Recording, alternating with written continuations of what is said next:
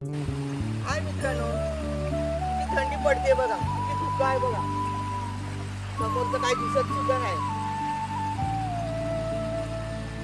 खूप थंडी वाजते. ही आहे कोकणातली थंडी, आहे ना. मस्त. मी जरा गेली होती जरा रनिंग साठी. खूप थंडी वाजते, मग आली परत.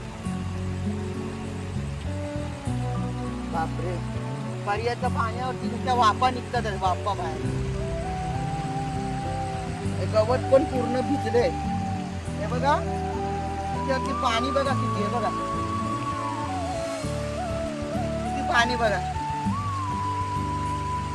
कोकणातली थंडी आहे, कोकणातली.